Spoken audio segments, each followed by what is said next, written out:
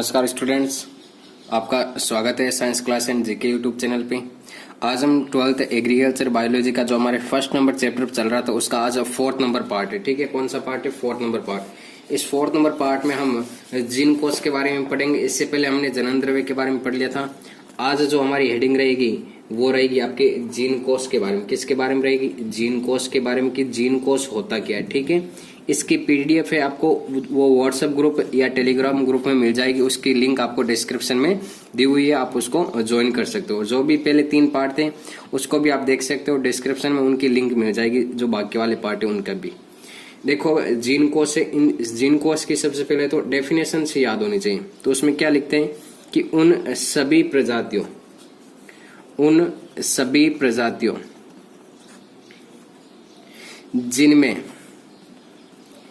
जिनमें आपस में संकरण होता है, आपस में संकरण होता है, आपस में संकरण होता है, अथवा हो सकता है, अथवा हो सकता है, अथवा हो सकता है। ठीक है, जिनके मध्य संकरण होता है या हो सकता है, ये बात ध्यान में रखना। ठीक है, इनमें उपस्थित जीनों एवं इनमें उपस्थित जीनों एवं उनके विकल्पियों को क्या कहते हैं? जीन कोष कहते हैं। क्या कहते हैं? जीन कोष कहते हैं। क्या कहते हैं? जीन कोष कहते हैं। क्लियर है बात यहाँ पे? या तो जिनके मध्य संकरण होता है या हो सकता है, इनमें उपस्थित जीनों एवं उनके विकल्पों को क्या कहते हैं? जीन कोष कहते हैं। क्लियर है बात यहाँ पे कि जीन कोष क्या होता है? अब इसकी डेफिनेशंस आपको अब अच्छे से पता रहेगी। ठीक है, कि जीन कोष की डेफिनेशंस क्या हो सकती है। अब देखो, जो जीन कोष होते हैं ये 3 प्रकार के होते हैं। जीन कोष कितने प्रकार के होते हैं? 3 प्रकार के। तो हम क्या लिख सकते हैं? जीन कोष के प्रकार। किसके प्रकार? जीन कोष के प्रकार। तो जीन कोष होता है ये 3 प्रकार का होता है। कितने प्रकार का? 3। पहला कौन सा होता है? आपकी प्राथमिक जीन कोष। फर्स्ट नंबर पे कौन सा होता है? प्राथमिक जीन कोष। ठीक है, अब देखो प्राथमिक जीन कोष क्या होता है। तो इसके अंदर वे सभी प्रजातियां आती हैं, वे सभी प्रजातियां,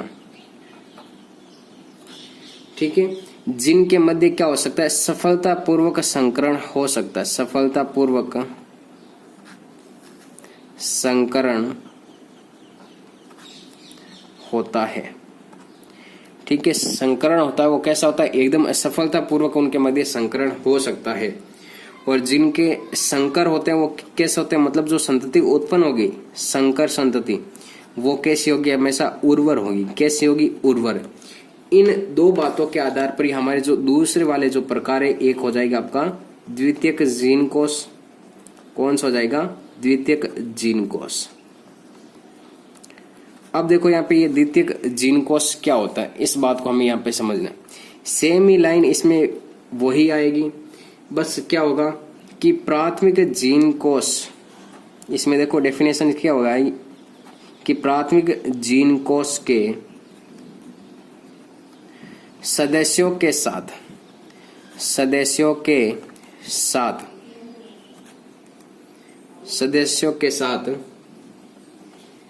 संकरण बहुत कठिनाई से होता है। संकरण बहुत कठिनाई से होता है। क्लियर है बात यहाँ पे? बस इसमें संकरण क्या होता है? सफलतापूर्वक। और इसमें संकरण कैसा होता है? कठिनाई से होगा। और इसमें जो संकर कैसे होते हैं? उर्वर। अब देखो, इसमें जो संकर होते हैं वो कैसे होते हैं? उर्वर। तो इसमें संकर उर्वर भी हो सकते हैं और बंध्य भी हो सकते हैं। कैसे हो सकते हैं? उर्वर भी हो सकते हैं और बंध्य भी हो सकते हैं। क्लियर है बात यहाँ पे? समझ में आ गया ये दोनों अच्छे से? बस यहाँ पे सफलतापूर्वक संकरण, इसमें कठिनाई से। इसमें उर्वर, तो इसमें उर्वर और बंध्य दोनों होते हैं। अब देखो, एक हमारा तीसरा तृतीयक जीन कोष। ये जीन कोष के प्रकार, तृतीयक जीन कोष। ठीक है, देखो इसमें क्या होगा? यहाँ पे क्या होगा? सफलतापूर्वक संकरण। यहाँ पर भी आपके जो संकरण होता है वो कठिनाई से। तो यहाँ पर भी जो संकरण होगा, ये संकरण कैसा होगा? कठिनाई से होगा। कैसे होगा? कठिनाई से। ठीक है, संकरण कैसा होगा, कठिनाई से।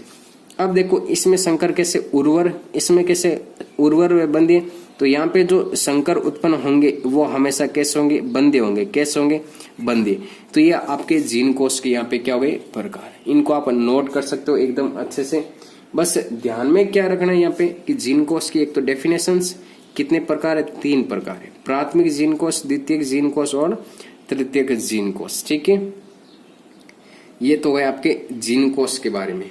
नेक्स्ट जो हमारी हेडिंग आती है वो नेक्स्ट हमारी हेडिंग है जनन द्रव्य संरक्षण के बारे में। किसके बारे में पढ़ना है अब हमें, जनन द्रव्य संरक्षण। बस कुछ नहीं है, जो नाम लिखा हुआ है उसी के आधार पे उसकी क्या हो जाएगी, डेफिनेशंस हो जाएगी। ठीक है, नेक्स्ट हमारी जो हेडिंग है वो क्या है, जनन द्रव्य संरक्षण। अब देखो जनन द्रव्य संरक्षण क्या होता है। संरक्षण का मतलब क्या होता है, सुरक्षा। क्या होता है, सुरक्षा, या फिर क्या होता है, बचाना। क्या होता है, बचाना। तो जनन द्रव्य को नष्ट होने से बचाना क्या कहलाता है, आपका जनन द्रव्य संरक्षण।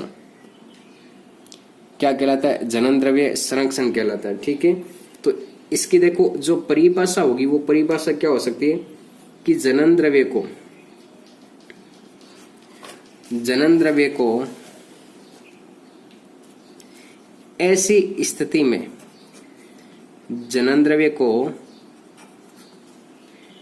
ऐसी स्थिति में रखना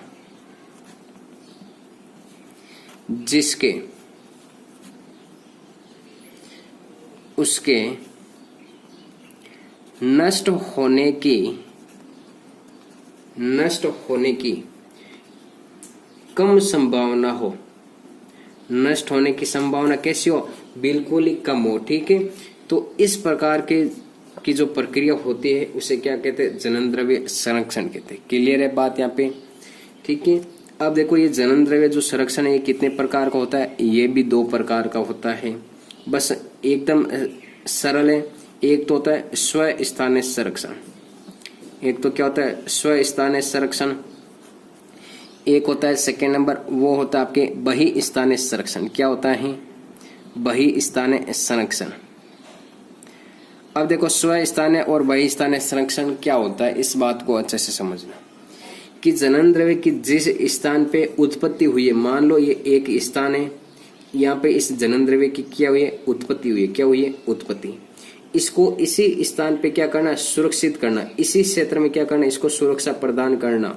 वो क्या कहलाता है, आपका स्व स्थानीय संरक्षण। क्या कहलाता है, स्व स्थानीय संरक्षण। देखो इसकी परिभाषा क्या हो जाएगी कि जब जनन द्रव्य को उसी स्थान जिसमें वह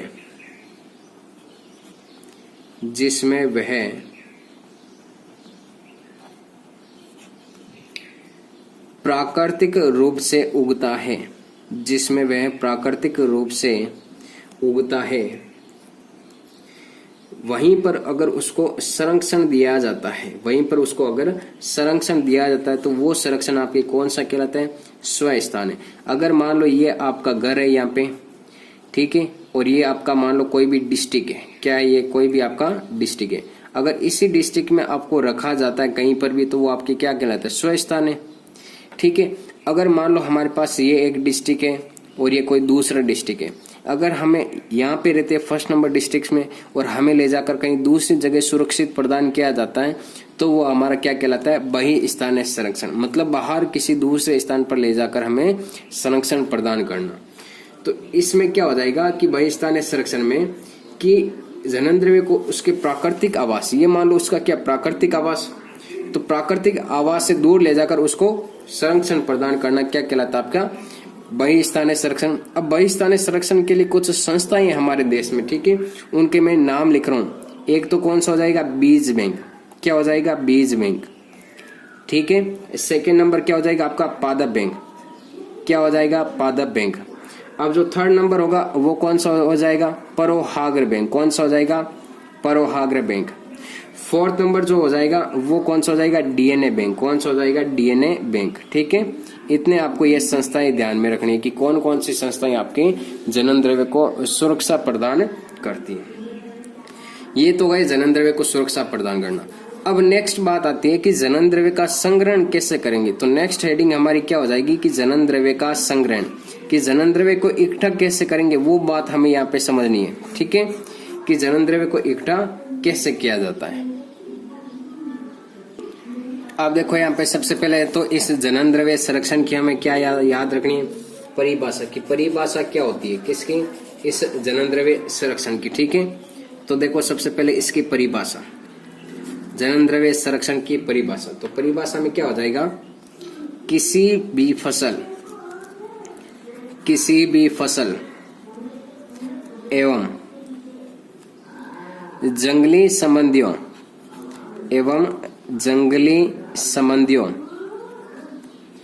की बहुत सी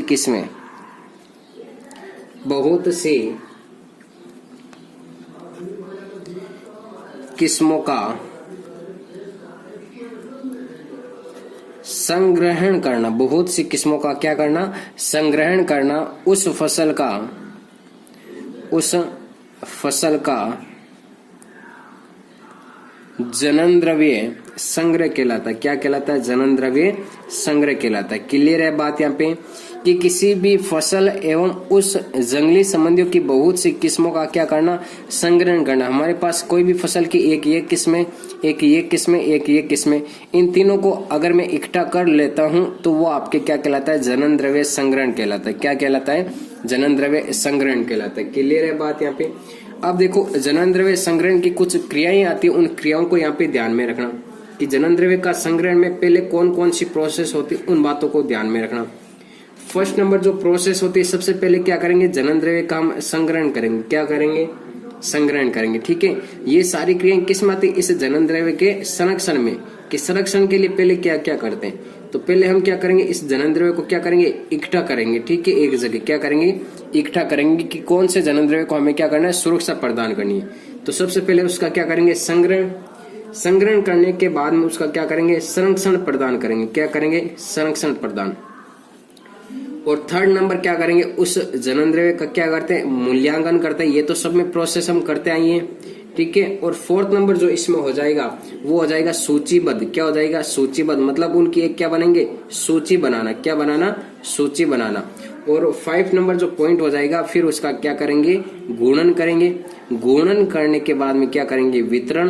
और वितरण करने के बाद में किसान उनका क्या करेगी, उपयोग करेगी। किसान उनका क्या करेंगे, उपयोग करेंगे। उस जनन द्रव्य का क्या करेगा, उपयोग करेगा। ठीक है, तो ये सारी प्रोसेस आपके किसके अंतर्गत है, इस जनन द्रव्य संरक्षण के अंतर्गत है। अब देखो भारत में जो जनन द्रव्य का संरक्षण है वो मेन रूप से आपकी करती है कौन, NBPGR। कौन करती है, NBPGR।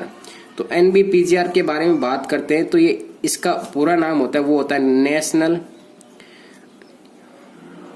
National bureau of plant genetics research, ये इसका पूरा नाम होता है। ठीक है, ये क्या करता है, जनन द्रव्य को सुरक्षा प्रदान करता है और उसको संग्रहित करने का कार्य करता है। ये आपको ध्यान में रखना, किसके बारे में, इस जनन द्रव्य के बारे में।